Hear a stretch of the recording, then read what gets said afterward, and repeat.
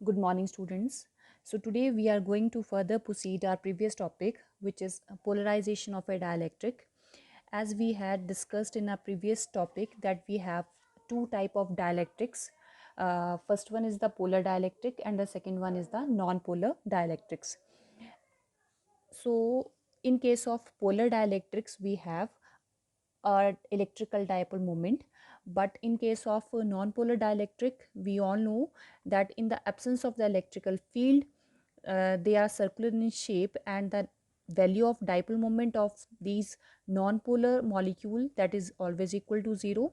And whenever we place these non-polar molecule inside the electrical field, then we see that they become flat or distraught, or we simply say that they become polarized. ठीक है, due to which there is a induced dipole moment. ठीक है, और we simply see that they become induced electrical dipole, और उनके पास जो है इलेक्ट्रिकल डाइपोल मोमेंट की क्रिएशन होती है, जिस इलेक्ट्रिकल डाइपोल मोमेंट को हम इंड्यूस्ड इलेक्ट्रिकल डाइपोल मोमेंट कहते हैं. ठीक है, और this electrical dipole moment will last as long as there is a presence of electrical field. जैसे ही इलेक्ट्रिकल फील्ड की प्रेजेंस को आप हटाओगे, then these molecule they again become non polar. ठीक है, इलेक्ट्रिकल फील्ड जो उनको नॉन पोलर से पोलर में कन्वर्ट करती है और इनके अंदर इलेक्ट्रिकल डाइपोल मोमेंट को क्रिएट करती है, पर जैसे ही आप उसको रिमूव करोगे तब हम ये देखते हैं they become again non polar. ठीक है, ये हमने कल किया था. नेक्स्ट एक बहुत इंपॉर्टेंट टर्म हमने कल डिस्कस की थी, which is the polarisation of a dielectric. ठीक है, पोलराइजेशन ऑफ ए डाइलेक्ट्रिक में बहुत सिंपल सी चीज़ हमने कंसीडर की थी कि एक डाइलेक्ट्रिक नॉन कंडक्टिंग स्लैब के अंदर हमने नॉन पोलर मॉलिक्यूल्स को जब रखा था, then we see that when we apply a electrical field over this non-polar dielectric, then we see that these non-polar molecule which are inside the dielectric, they become flat because of this electrical field, because this electrical field will exert a force on these non-polar molecule and they become polar. ठीक है, और फिर हमने ये देखा था कि जो आपके ये सेंटर के चार्जेस होते हैं ये एक दूसरे को कैंसिल आउट कर देते हैं. ठीक है, लेकिन जो आपके दो एक्सट्रीम एंड्स पे जो ये नेगेटिव और ये पॉजिटिव चार्जेस हमारे पास बचते हैं, उसको कैंसिल आउट करने के लिए कोई नहीं होता. तो हम देखते हैं हमारे पास इस डाइलेक्ट्रिक के ऑपोजिट फेसेस में चार्जेस डेवलप हो जाते हैं. ठीक है, जो ये चार्जेस डेवलप होती है they are known as induced charges, and because of this induced charges we see that there is a generation of induced electrical field which is denoted by E naught in this case. और मैंने आपको already last lecture में बता दिया था कि conductor के अंदर जो है, जो हम एक्सटर्नल इलेक्ट्रिकल फील्ड अप्लाई करते हैं और जो अंदर कंडक्टर के अंदर इलेक्ट्रिकल फील्ड क्रिएट होती है जिसको हम E नॉट लिखते हैं, उन दोनों का magnitude they are equal to each other. But in case of dielectric we see that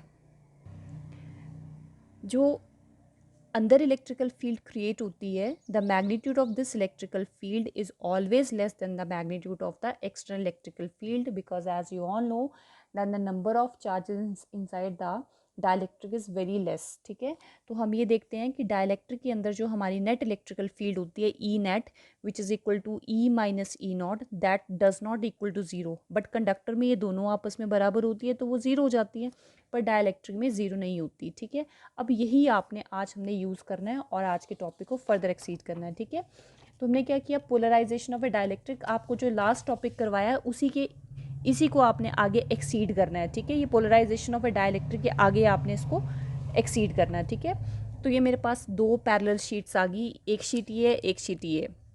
ठीक है, इस पे आपने प्लस चार्ज दिया और इस वाले पे आपने नेगेटिव चार्ज दिया है. ठीक है, अब आपने क्या किया, जब आप दो शीट्स पे, दो पैरेलल शीट्स के बीच में आप चार्जेस रखोगे, इस पे प्लस चार्ज है इस पे माइनस है, तो एज यू ऑल नो हमने इलेक्ट्रिकल फील्ड वाला चैप्टर जब किया था तो उसमें मैंने आपको बताया था calculate the electrical field in the 3 different regions of parallel plate sheet. तो हमने 3 डिफरेंट रीजन्स लिए थे. ये दो पैरेलल शीट्स है मेरे पास, ये रीजन नंबर 1 था, this is region number 2, this is region number 3. तो आपके पास जब आप दो प्लेट्स लेते हैं या दो शीट्स लेते हैं, उस पर आप इक्वल एंड ऑपोजिट चार्जेस को डिस्ट्रीब्यूट करते हैं, तो हम देखते हैं उन दो प्लेन शीट्स के बीच में इलेक्ट्रिकल फील्ड और यहाँ इलेक्ट्रिकल फील्ड देखते हैं. तो आपने प्रीवियस लेक्चर को देख लेना है, उसमें आपको बताया था कि यहाँ और यहाँ इलेक्ट्रिकल फील्ड की वैल्यू 0 होती है, but inside the these two parallel sheets the electrical field, this is region number 1, this is region number 2, this is region number 3, the magnitude of the electrical field that is equal to sigma by epsilon naught. ठीक है, दो plates के बीच में जो electrical field होती है that is equal to sigma by epsilon naught. तो अब आपने देखना एप्सिलॉन नॉट तो आपको पता है एब्सोल्यूट परमिटिविटी होती है, फ्री स्पेस जो आपने रखा होता है. इन प्लेट्स के बीच में एयर या वैक्यूम होती है. ठीक है, सिग्मा क्या चीज़ होती है? सिग्मा होती है जो आपकी जो प्लेट्स होती है उस पर आपने कितना चार्ज डिस्ट्रीब्यूट किया, जिसको हम सरफेस चार्ज डेंसिटी बोलते हैं. ठीक है, सिग्मा को आप क्या लिखते हैं? Sigma is equal to charge upon area, कि आपने किसी भी बॉडी के एरिया पे कितना चार्ज डिस्ट्रीब्यूट किया है, तो ये सिग्मा आता है. ये प्लस सिग्मा और ये मेरे पास क्या है? Minus sigma. तो इलेक्ट्रिकल फील्ड डिपेंड करती है सिग्मा और एप्सिलॉन नॉट में. ठीक है, ये आपका प्रीवियस टॉपिक है.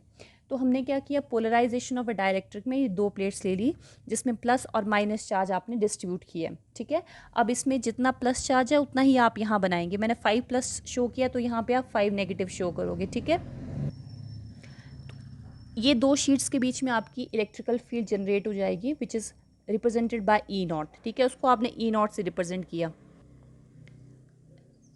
ठीक है, this is the external electrical field in between the these two plates. ठीक है, दो प्लेट्स के बीच पे आपने एयर या वैक्यूम कंसीडर किया है. ठीक है, अब इस पे आपने चार्जेस डिस्ट्रीब्यूट किए हैं, तो ऑब्वियस ही बात है आपने प्लेट है उसके एरिया पे चार्ज डिस्ट्रीब्यूट किया है, तो इसकी कुछ ना कुछ सरफेस चार्ज डेंसिटी होगी.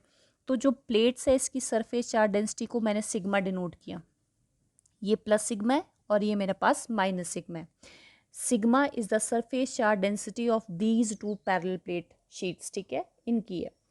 अब आप क्या करेंगे, सिंपल सा ये लिखेंगे, consider two parallel conducting sheets separated by a certain distance. Let इन दो शीट्स के बीच में डिस्टेंस कितना कंसीडर किया हमने? d. ठीक है, एंड हैविंग एयर और वैक्यूम बिटवीन देम.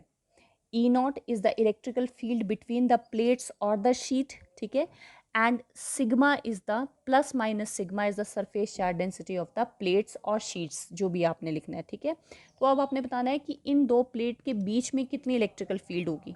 तो आपने लास्ट टॉपिक में मैंने आपको ऑलरेडी बता दिया था, जो आपने यूनिट नंबर 2 जब किया था, कि प्लेट्स के बीच में जो इलेक्ट्रिकल फील्ड होती है that is always equal to sigma by epsilon naught. It depend upon sigma और एप्सिलॉन नॉट में. आपने ये ध्यान रखना है शीट्स पे नहीं. जब भी आप दो पार्ट्स देखोगे और यहाँ पे प्लस चार्ज होगा और यहाँ माइनस चार्ज डिस्ट्रीब्यूट होगा, दो ऑपोजिट एंड पे जब चार्जेस सेपरेट हो जाएंगे तो वहाँ पे इलेक्ट्रिकल फील्ड जब भी बनती है तो वो डिपेंड करती है चार्जेस के, आपने कितने चार्जेस बांटे हैं, यानी कि सिग्मा कितना है अपॉन एप्सिलॉन नॉट कितना है. ठीक है, एप्सिलॉन नॉट तो कांस्टेंट होता है. तो अब यहाँ देखो ये इलेक्ट्रिकल फील्ड कितनी होगी, it is equal to sigma by epsilon naught. तो यहाँ आपने कितना चार्ज बांटा है? सिग्मा. ठीक है, सिग्मा सरफेस चार्ज डेंसिटी है अपॉन एप्सिलॉन नॉट, एरिया और वैक्यूम के बीच में रखा है, तो ये वही बनेगा. सपोज कर लो अगर यहाँ पे मैंने प्लस माइनस चार्ज में सरफेस चार्ज डेंसिटी को लिखा होता है sigma naught minus sigma naught, तो आप यहाँ क्या लिखते हैं? E naught is equal to sigma naught by epsilon naught आता है. ठीक है, तो पर यहाँ सरफेस चार्ज डेंसिटी मैंने सिग्मा लिखी है तो आप यहाँ पे sigma by epsilon naught use करोगे. Very clear, it is your equation number 1. ठीक है, अब आप क्या करोगे, आप पोलराइजेशन ऑफ ए डाइलेक्ट्रिक कर रहे हो. अब इन दो पैरेलल शीट्स के बीच में आप क्या करेंगे, इसके बीच में एक डाइलेक्ट्रिक प्लेस करेंगे. ठीक है, जो मैंने लास्ट टॉपिक पे आपको करवाया था, ये देखो, ये इसके बीच में आपने डाइलेक्ट्रिक प्लेस कर दिया. और वो डाइलेक्ट्रिक कैसा है? Non polar dielectric. अब नॉन पोलर आपको पता है ऐसा होगा. ठीक है, लेकिन जब आप ऐसा, अब मैं बार बार पिक्चर्स नहीं शो करूँगी, लास्ट वाला लेक्चर से आप देख लेंगे. जब आप इस नॉन पोलर डाइलेक्ट्रिक को इनसाइड द इलेक्ट्रिकल फील्ड रखेंगे तो आपको पता है जो नॉन पोलर मॉलिक्यूल है वो उन सभी मॉलिक्यूल्स पे जो आपकी electrical field at will exert a force. ठीक है, because of that force they become a flat. वो फ्लैट हो जाएंगे, डिस्टॉर्ट हो जाएंगे और वो इस शेप के आ जाएंगे. ठीक है, और आपको मैंने ऑलरेडी बताया है कि जब आप सेंटर के चार्जेस देखोगे वो एक दूसरे को कैंसिल आउट करेंगे, तो डाइलेक्ट्रिक के ऑपोजिट फेसेस पे आपको चार्जेस दिखेंगे. ठीक है, तो ये सारा प्रोसेस आपने इसमें आर्टिकल में लिखना है और आपको डायरेक्ट मैं लास्ट का थर्ड फिगर यूज़ करके बताऊंगी. ठीक है, कि प्लेट्स के बीच में ये इलेक्ट्रिकल फील्ड है और यहाँ डाइलेक्ट्रिक है, और डाइलेक्ट्रिक की वजह से अंदर जो नॉन पोलर मॉलिक्यूल है वो पोलर बन जाते हैं और ऑपोजिट एंड पे चार्जेस आ जाते हैं, यानी कि यहाँ पे क्या आ जाएगा, माइनस चार्ज, और यहाँ क्या आ जाएगा, पॉजिटिव चार्ज आ जाएगा। ठीक है, जिस पॉजिटिव और नेगेटिव चार्ज की वजह से आपको पता है यहाँ पे क्या चीज़ बन जाती है, पॉजिटिव से नेगेटिव की तरफ क्या चलती है, इलेक्ट्रिकल फील्ड। तो यहाँ से यहाँ हमारी एक इलेक्ट्रिकल फील्ड की फॉर्मेशन हो जाएगी। ठीक है, जिस इलेक्ट्रिकल फील्ड को हमने क्या लिखा है, इंड्यूस्ड इलेक्ट्रिकल फील्ड, और उस इंड्यूस्ड इलेक्ट्रिकल फील्ड को हम रिप्रेजेंट करते हैं ईपी के साथ। ठीक है, ये ईपी जो है it is the induced electrical field between the dielectric. Dielectric के ऑपोजिट एंड पे जो चार्जेस सेपरेट हो गए हैं, जो आप डाइलेक्ट्रिक लेंगे उस डाइलेक्ट्रिक के ऑपोजिट एंड पे जो चार्जेस सेपरेट हो गए हैं, उन चार्जेस की वजह से अंदर जो है वो इलेक्ट्रिकल फील्ड की फॉर्मेशन हो जाएगी। ठीक है, जिसको हम इंड्यूस्ड इलेक्ट्रिकल फील्ड बोलेंगे, और ये जो है इनको हम इंड्यूस्ड चार्जेस बोलते हैं। ठीक है, ये ई नॉट आ गया। तो मैंने आपको ऑलरेडी बताया था कि ये जो आपने चीज़ है ये क्या लिया है, इट इज़ अ डाइलेक्ट्रिक। ठीक है, तो डाइलेक्ट्रिक में आपको मैंने पहले बता दिया था कि जो अंदर इलेक्ट्रिकल फील्ड बनती है उसका मैग्नीट्यूड एक्सटर्नल इलेक्ट्रिकल फील्ड से हमेशा कम होता है। यहाँ से आप ई नॉट भेज रहे हैं, लेकिन जैसे ही वो डाइलेक्ट्रिक के अंदर एंटर करेगी ई नॉट, जैसे ही अंदर एंटर करेगी उसको अपोज करने के लिए ई पी है। तो यहाँ से तो आप ई नॉट भेज रहे हो, यहाँ से क्या आ रहा है, ई पी। तो इस डाइलेक्ट्रिक के अंदर आपने स्ट्रेंथ ई नॉट भेजी है, लेकिन जब वो डाइलेक्ट्रिक के अंदर जाएगा तो उसका मैग्नीट्यूड ई नॉट नहीं रहेगा, क्योंकि सपोज कर लो ई नॉट आपके पास 10 है, ये 10 है, इसकी वैल्यू आपके पास 4 है। ठीक है, इसकी वैल्यू आपके पास 10 है और इसकी वैल्यू आपके पास 4 है।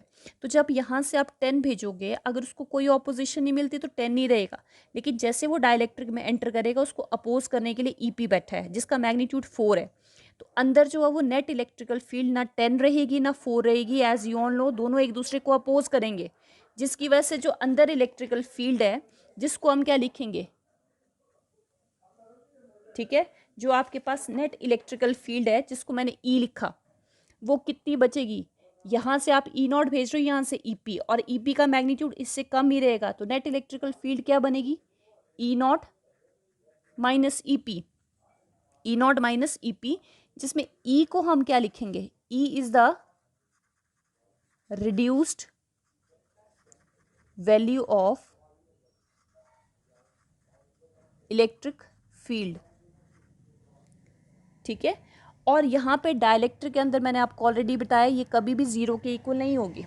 ठीक है, जीरो के इक्वल सिर्फ कहाँ होती है, कंडक्टर्स में। ठीक है, E is equal to E naught minus E P आ गया मेरे पास।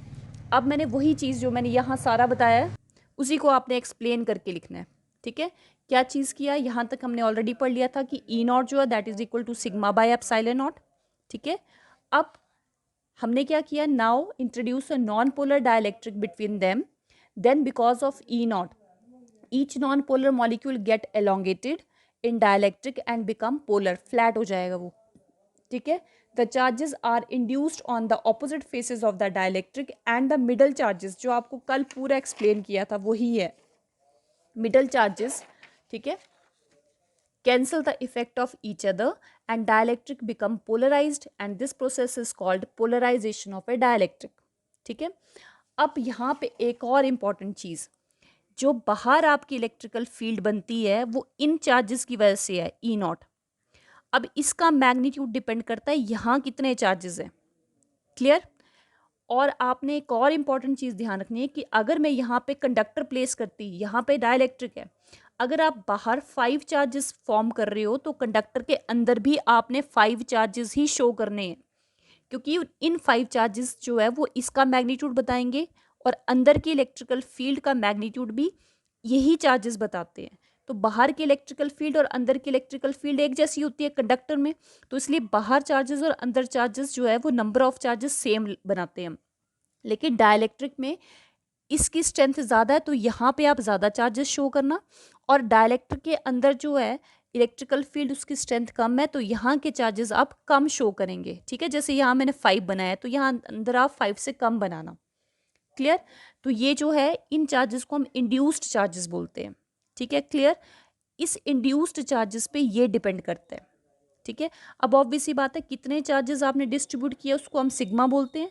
तो जो आपके डाइलेक्ट्रिक है उसके भी ऑपोजिट एंड्स पे चार्जेस आ गए हैं, तो ऑब्वियसली बात है इसके ऑपोजिट एंड पे चार्जेस आए तो इसकी भी कुछ ना कुछ सरफेस चार्ज डेंसिटी होगी। प्लेट्स की हमने सिग्मा लिखा है, लिखेंगे सिग्मा सही, लेकिन डाइलेक्ट्रिक के अंदर जो चार्जेस है उसका नंबर बाहर वाले से कम है, तो इसकी जो सरफेस चार्ज डेंसिटी है उसको हम सिग्मा पी और सिग्मा पी लिखेंगे। It is minus sigma P, it is plus sigma P. ये क्या चीज रिप्रेजेंट करेगी? Surface charge density of the dielectric. Plus minus sigma क्या चीज रिप्रेजेंट करता है? Surface charge density of plates, की प्लेट्स पे आपने कितने चार्ज बांटे हैं। और sigma P is the induced surface charge density, यहाँ पे चार्जेस इंड्यूस हुए हैं तो इसको हम बोलेंगे induced surface charge density of the dielectric. Dielectric की है ये ध्यान रखना आप। ये किसकी है? प्लेट्स की। और डाइलेक्ट्रिक में कितने चार्जेस आए हैं उसको हमने लिखा इंड्यूस्ड सरफेस चार्ज डेंसिटी। ठीक है, ईपी क्या है? Induced electrical field. क्लियर? तो आपके पास एक बहुत सिंपल सी चीज बनेगी, the induced charges setup induced electrical field, जिसको हमने ईपी से लिखा है, जिसकी डायरेक्शन ई नॉट से ऑपोजिट है। अब आप ईपी लिखोगे तो ईपी भी तो इसकी तरह मिलता जुलता है, ये देखो plus minus separated by certain distance, तो उनके अंदर एक इलेक्ट्रिकल फील्ड बनेगी जिसको हम लिखते हैं E is equal to sigma by epsilon naught. तो ये जो बाहर वाली है वो लिखती है सिग्मा बाय एप्सिलॉन नॉट, और जो अंदर वाली ईपी है वो भी क्या लिखोगे आप? देखो इक्वल एंड ऑपोजिट चार्जेस है, तो ईपी क्या चीज आएगी? E is equal to sigma by epsilon naught होता है, तो ईपी डिपेंड करता है सिग्मा पी पे। ईपी का फॉर्मूला क्या बनेगा? जैसे ई नॉट का बना है सिग्मा बाय एप्सिलॉन नॉट, वैसे ही ईपी का क्या बनेगा? Sigma P by epsilon naught, क्योंकि इसके surface charge density sigma P है। क्लियर? तो यहाँ मेरे पास आ जाएगा sigma P by epsilon naught. ठीक है, where plus minus sigma P is the surface charge density of the dielectric, या फिर इसको हम ऐसे भी लिख सकते हैं, it is the induced surface charge density of the dielectric. Clear? अब आपने नेट इलेक्ट्रिकल फील्ड निकालनी है, तो नेट इलेक्ट्रिकल फील्ड कैसे निकालिए? ई नॉट में से ईपी को माइनस कर दो। ठीक है, ई नॉट में से ईपी को माइनस करोगे तो ई नॉट की value from equation number 1, E P की वैल्यू फ्रॉम इक्वेशन नंबर 2, तो आपके पास E reduced value of electrical field inside the dielectric, कहाँ पे है ये? इनसाइड द डाइलेक्ट्रिक, वो ये बन जाती है। ठीक है, ध्यान रखना आपके पास तीन टर्म्स आ रही है, ई नॉट और ईपी। ई नॉट क्या चीज़ है? एक्सटर्नल इलेक्ट्रिकल फील्ड, प्लेट्स के बीच में जो है, जब हम एयर या वैक्यूम रखते हैं प्लेट्स के बीच में कुछ नहीं होगा, तो इनके बीच का जो इलेक्ट्रिकल फील्ड है वो ई नॉट है। डाइलेक्ट्रिक के अंदर जो खुद ब खुद इलेक्ट्रिकल फील्ड बनती है चार्जेस की वजह से, वो ईपी है। और यहाँ से आप ई नॉट भेज रहे हो, यहाँ से ईपी चल रही है, तो डाइलेक्ट्रिक के अंदर जो ये वैल्यू है वो कम हो जाती है। यहाँ से आप 10 भेज रहे हो, यहाँ से आपको 4 अपोज हो रही है, तो इसका मैग्नीट्यूड जो है रिड्यूस हो जाएगा। कितना रिड्यूस होगा? 10 minus 4 which is equal to 6। वो जो 6 है इसको हमने क्या बोला है? Reduced value of electrical field. Clear? तो ये आपके पास फर्स्ट पार्ट आया। ठीक है, सेकेंड टर्म आती है आपके पास डाइलेक्ट्रिक कांस्टेंट, जिसको हम के से रिप्रेजेंट करते हैं, और ये बहुत इंपॉर्टेंट है। ठीक है, डाइलेक्ट्रिक कांस्टेंट क्या चीज़ होती है? डाइलेक्ट्रिक कांस्टेंट होती है रेशो। किस चीज़ की रेशो? ध्यान रखना, हमने कितनी अप्लाई की है? ई नॉट, लेकिन क्या डाइलेक्ट्रिक के अंदर ई नॉट ही गई है? हमने अप्लाई की थी ई नॉट, यहाँ से तो ई नॉट ही चली, लेकिन यहाँ पे आके उसको अपोज करने के लिए क्या मिल गया? ईपी। तो अंदर कितनी गई? ई नॉट में से ईपी को माइनस करना पड़ा, 10 में से 4 को माइनस किया, तो डाइलेक्ट्रिक के अंदर कितनी जा रही है? 6। ठीक है, भेज हम 10 रहे थे, लेकिन ईपी ने उसको अपोज करके रिड्यूस कर दिया। कितना कर दिया? 6 कर दिया। तो जो डाइलेक्ट्रिक कांस्टेंट होता है ये रेशो होती है आपके पास। किस चीज़ की रेशो? आपने कितनी भेजी और डाइलेक्ट्रिक के अंदर कितनी जा रही है। आपने ई नॉट भेजी, लेकिन डाइलेक्ट्रिक के अंदर कितनी बच जाती है? ई बच जाती है। ठीक है, तो जो आपका डाइलेक्ट्रिक कांस्टेंट होता है, it is the ratio of applied electrical field, हम कितनी अप्लाई कर रहे हैं, to the reduced value of electrical field. ठीक है, ई कौन सी वैल्यू है? Reduced value. इसका एग्जाम्पल दूंगी तो क्लियर हो जाएगा अभी। ठीक है, on placing a dielectric between the two opposing sheets, जब भी हम दो पैरेलल शीट्स के बीच में एक डाइलेक्ट्रिक अप्लाई करते हैं, तो हमने ई नॉट भेजी, लेकिन डाइलेक्ट्रिक के अंदर कितनी जाती है? ई जाती है। तो हमने कितनी भेजी है अपॉन उसके अंदर कितनी गई, इसकी रेशो को हम डाइलेक्ट्रिक कांस्टेंट बोलते हैं। तो K is equal to E naught, जो हमने अप्लाई की है। ई कौन सी है? जो डाइलेक्ट्रिक के अंदर बच जाती है। ई नॉट बाई ई की रेशो को हम डाइलेक्ट्रिक कांस्टेंट बोलते हैं। अब ऊपर भी आपका इलेक्ट्रिकल फील्ड है, नीचे भी इलेक्ट्रिकल फील्ड है, तो ऑब्वियसली बात है यूनिट्स कैंसिल आउट हो जाएंगे, तो डाइलेक्ट्रिक कांस्टेंट का जो है वो एक यूनिटलेस क्वांटिटी है। ठीक है, अब फॉर एग्जांपल इसका क्या मतलब है, डाइलेक्ट्रिक कांस्टेंट का एक सिंपल सा एग्जांपल देखो, तो डाइलेक्ट्रिक कांस्टेंट से हमें ये पता लगता है कि हमने कितनी इलेक्ट्रिकल फील्ड भेजी थी और डाइलेक्ट्रिक के अंदर कितनी मूव करके जा रही है। ठीक है, फॉर एग्जांपल देखो, ये आपके पास एक पैरेलल प्लेट कैपेसिटर है, ये सॉरी पैरेलल प्लेट शीट्स ले लिया आपने, या पैरेलल प्लेट ले लो या पैरेलल शीट्स ले ली, तो यहाँ पे आपने ये चार्जेस लगा दिए, तो इनकी चार्जेस की वजह से आपने इलेक्ट्रिकल फील्ड कितनी भेजी, ई नॉट। ठीक है, यहाँ से कितनी जा रही है, यहाँ से ई नॉट जा रही है, जो कि कितनी है 10, यहाँ से उसको क्या मिलेगा, ई पी, तो ई नॉट में से ई पी को हम माइनस करेंगे, यानी कि 10 में से इसको अपोज किया, तो अपोज करने पर हमने देखा कि इसके अंदर जो बची हुई इलेक्ट्रिकल फील्ड है वो 5 रही, जो रिड्यूस्ड है। ठीक है, रिड्यूस्ड क्या चीज़ होती है, ई नॉट में से हम किसको माइनस करते हैं, ई पी को माइनस करते हैं, तो मैंने देखा जब ई नॉट में से ई पी को माइनस किया तो मेरे पास अंदर डाइलेक्ट्रिक के अंदर बची हुई कितनी आई, 5 आई, तो डाइलेक्ट्रिक कांस्टेंट के which is equal to E naught by E है, ई नॉट आपने कितनी अप्लाई की 10, और अंदर कितनी बची डाइलेक्ट्रिक के अंदर 5, तो इसकी वैल्यू मेरे पास 2 आई। ठीक है, तो इस k इज इक्वल टू 2 का क्या मतलब है, ध्यान से देखो, कोई मुश्किल नहीं है, सिंपल सा है, इसमें क्या लिखा, रेशो को ही यूज़ कर रही हूँ कि मैंने अप्लाई 10 की थी लेकिन डाइलेक्ट्रिक के अंदर कितनी बची, 5, तो इसकी रेशो मेरे पास 2 आई, तो इस k इज इक्वल टू 2 का क्या मतलब है, तो मैंने फिर से फॉर्मूला यूज़ किया, then we have k is equal to E naught by E है, तो यहाँ पे मेरे पास k की वैल्यू कितनी है 2, अगर k की वैल्यू 2 हो तो क्या मतलब है, E naught by E, so E naught is equal to 2 E, obvious ही बात है, बहुत सिंपल। देखो यहाँ पे मेरे पास प्लेट है और ये डाइलेक्ट्रिक है, हमने कितनी अप्लाई की थी 10, इसके अंदर कितनी गई 5, तो आपने भेजी थी 10 लेकिन इसके अंदर गई सिर्फ 5, तो आप देखो ई नॉट का मतलब क्या हुआ, ई नॉट एक्सटर्नल इलेक्ट्रिकल फील्ड जो है वो जो अंदर की रिड्यूस्ड वैल्यू है उसके कितने टाइम्स है, 2 टाइम्स ही तो है। देखो अंदर रिड्यूस कितनी है 5, और आप एक्सटर्नल बता रहे हो कि एक्सटर्नल जो है वो डाइलेक्ट्रिक के अंदर जो भी इलेक्ट्रिकल फील्ड है उसके कितने टाइम्स है, 2 टाइम्स है। ठीक है, फॉर एग्जाम्पल अगर मैं इसको ऐसे लिखती, dielectric constant is equal to 3, तो आपका क्या मतलब आता है, 3 is equal to E naught by E, ठीक है, which is equal to E naught is equal to 3 times of E. इसका क्या मतलब है कि जो भी आपने डाइलेक्ट्रिक प्लेस किया है उस पर जो भी हमने इलेक्ट्रिकल फील्ड अप्लाई की है, ठीक है, उस डाइलेक्ट्रिक के अंदर जितनी भी इलेक्ट्रिकल फील्ड होगी वो उसके कितने टाइम्स है, 3 टाइम्स है। ठीक है, जैसे यहाँ पे मैंने अप्लाई किया, मान लो ई नॉट आपने अप्लाई किया 3, ठीक है, 3 कंसीडर कर लो या 9 कंसीडर कर लो, और ये मेरे पास एक डाइलेक्ट्रिक है, इसके अंदर इलेक्ट्रिकल फील्ड है आपके पास 3, ठीक है, आपने कितनी अप्लाई की 9, और अंदर कितनी जा रही है 3, और उसमें मेरे पास एक डाइलेक्ट्रिक कांस्टेंट की वैल्यू आपके पास 3 दी है, तो k इज इक्वल टू 3 का क्या मतलब आएगा, तो मैंने सिंपल सा यूज़ किया, तो यहाँ से मुझे ये पता लगा कि जितनी भी मैंने इलेक्ट्रिकल फील्ड अप्लाई की है वो जो भी डाइलेक्ट्रिक है उसके अंदर जो इलेक्ट्रिकल फील्ड है उसके कितने टाइम्स है, 3 टाइम्स ज़्यादा है। ठीक है, तो डाइलेक्ट्रिक कांस्टेंट को आपने सिंपल सा देखना है कि it is the ratio of E naught by E. ठीक है, ई नॉट बाई ई के इक्वल होता है। ठीक है, अब आपको पता है कि जब हम एक डाइलेक्ट्रिक लेते हैं तो डाइलेक्ट्रिक में बाहर वाली इलेक्ट्रिकल फील्ड हमेशा ज़्यादा होती है और अंदर वाली इलेक्ट्रिकल फील्ड जो हमेशा क्या होगी, कम ही होगी। तो यहाँ मैंने एक चीज़ देखी कि जब भी हम इलेक्ट्रिकल फील्ड अप्लाई करते हैं ई नॉट, तो ई क्या चीज़ होती है, जो हम अप्लाई कर रहे हैं ई का मतलब है उसका कितना पार्ट बचा हुआ है और वो डाइलेक्ट्रिक के अंदर जा रहा है। ठीक है, तो ई नॉट हमारी अप्लाइड है और ई क्या चीज़ है, अप्लाइड इलेक्ट्रिकल फील्ड का रिड्यूस्ड पार्ट जो है कितना रिड्यूस हुआ है, तो ऑब्वियसली बात है ये नंबर हमेशा बड़ा होगा और ये वाला नंबर कैसा होगा, छोटा। ठीक है, ये हमारी टोटल है और ये रिड्यूस्ड है, डाइलेक्ट्रिक के अंदर कितनी बच जाती है, तो आपको पता है k is equal to E naught by E है। अब ये नंबर बड़ा है और ये वाला नंबर छोटा है, तो numerator is greater than denominator.